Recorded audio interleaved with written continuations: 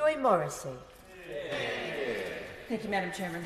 To look at the clauses, Clause 28, where Scotland wants to be left out, Clause 29, following legislative appeal for all the devolved powers to have consultation for any changes, Clause 35, prior to publishing any information, that CMA must consult with all Scottish, Welsh, Northern Ireland ministers and devolved administrations.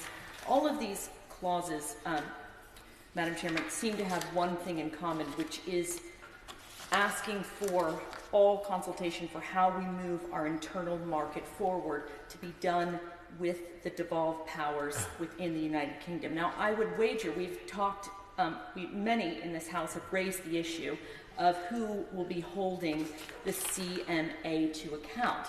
Now, I would offer that we here represent the entire United Kingdom. We are elected to represent all parts of the United Kingdom. Why could not... I will give way, yes. I thank her for giving way. So is that her confirming that Westminster should take sovereignty over the devolved administrations and the will of the Scottish and Welsh Parliaments? I've been listening very carefully to what those across the House have been saying, across the bench, and the points that you have been raising. And I am very sympathetic to your cries about lack of democratic representation, because that is why I voted to leave the EU, for the very reason of the lack of democratic representation by the European Commission, which oversees the single market. May I? Yes, I will give way. To the Honourable Lady for giving way. Is she aware of the Sewell Convention? And if so, what is her objection to the Amendment 29 laid in the names of my honourable friends? Here. Thank you. For Clause 29, it says, following legislative approval from all devolved administrations. Why, and are you asking for all of the devolved administrations to be represented at the federal level, for which I'll answer the question is the...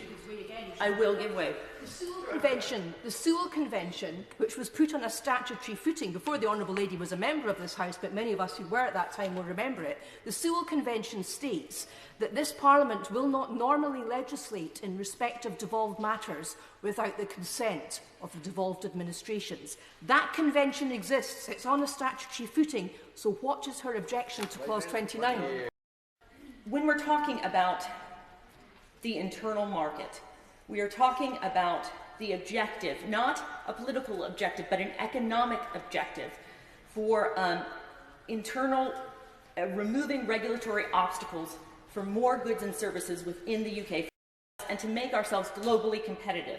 We're removing the technical, legal, bureaucratic barriers